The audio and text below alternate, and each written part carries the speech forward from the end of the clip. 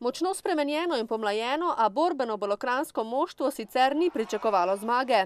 Mi smo pričakovali, šli smo v tekmo, smo se zmenili, da gremo 100%. Zdaj, kaj bo iz tega izpalo, bo izpalo.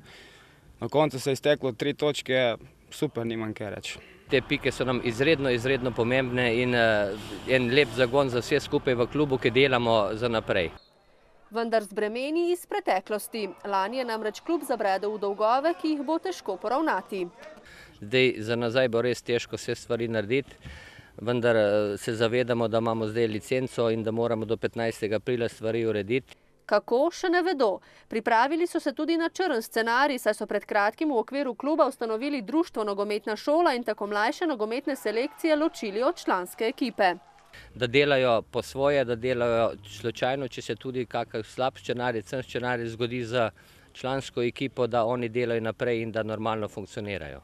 Zamenjali so vodstvo kluba in trenerja članske ekipe. Sprejel sem to ekipo v izjemno slabim, bi rekel, stanjem, bolj materialnim kot igralskim, pa tudi igralskim se je precej igralcev zadanih odšlo. Zaradi finančne situacije, ki je v klubu, se moramo naslanjati na svoje domače igralce. Tudi za ceno izpada iz druge lige, ki je za Belo krajino velik finančni zalogaj. Ja, vsekakor. Tudi za ceno izpada v 3. ligo bomo forsirali domače igralce in bomo poskušali tu narediti neko ogrodje tudi za naprej. Prvi nas je že problem ta velik, ki nas že vsi odpisujejo.